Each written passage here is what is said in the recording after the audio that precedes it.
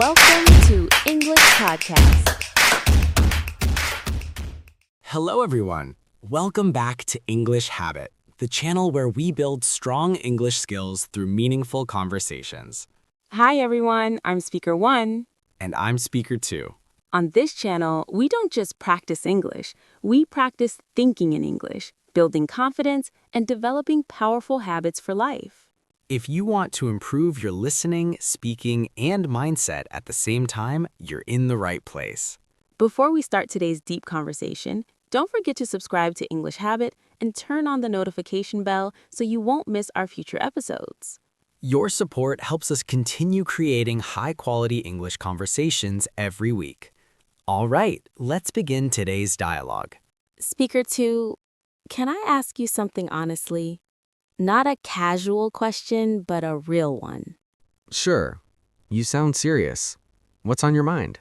Have you ever felt like you're busy every day, studying, working, trying to improve, but deep down, you don't actually know where you're going? Yes. More often than I'd like to admit. Sometimes I feel like I'm running, but without a destination.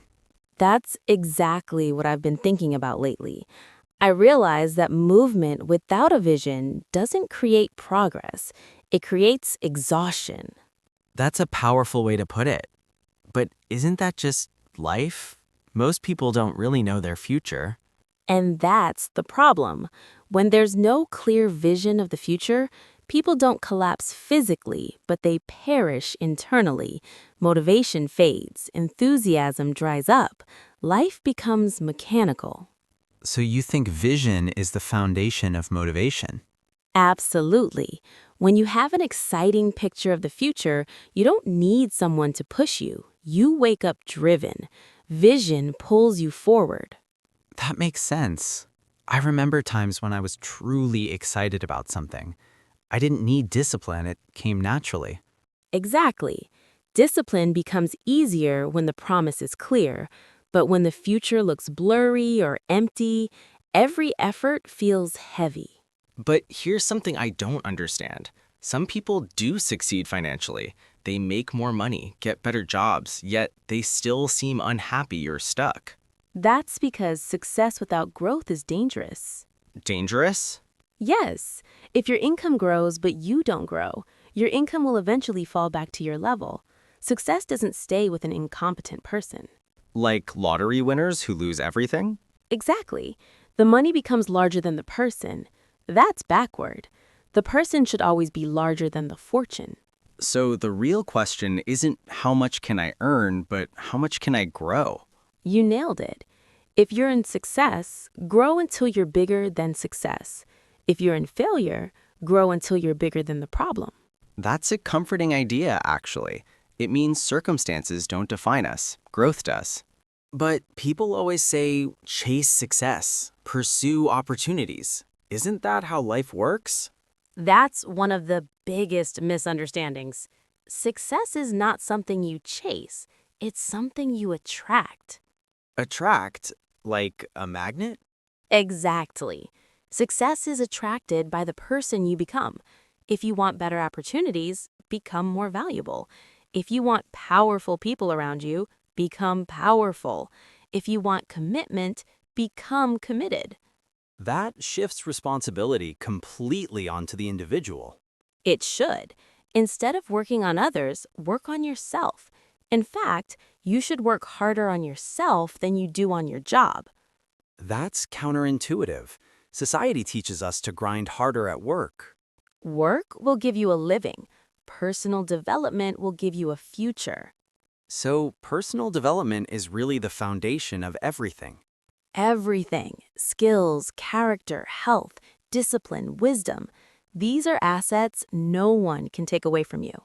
And the greatest gift you can offer others is what? Your success? No, you're becoming. If you become wiser, stronger, more capable, everyone around you benefits. That makes personal growth feel almost like a responsibility. It is, to yourself and to others. What kind of traits actually attract success? Value, skill, competence, health, discipline, education, emotional control, sophistication. The more attractive you become as a human being, the more life responds. All of this sounds inspiring, but where does it start? Growth feels abstract. It starts with goals. I was afraid you'd say that, Why?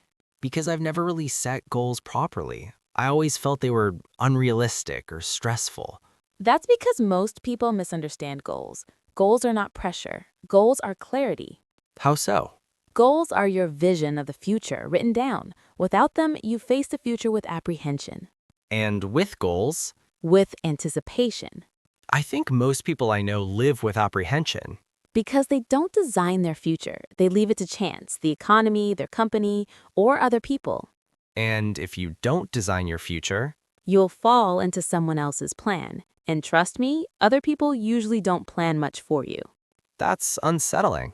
It should be. Most people spend their lives hoping for not much to change their future. What do you mean? They say things like, if the economy gets a little better, if prices go down, if my relatives change, and the answer is always the same, not much. So their future stays the same. Exactly. 10 years later, they're living a life they never wanted. So the solution is to rely on yourself? Yes, trust your ability to design the future.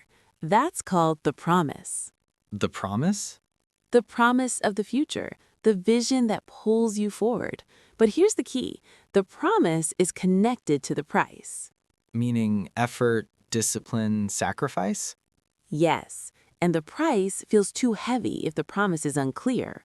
But if the promise is powerful, the price becomes easy.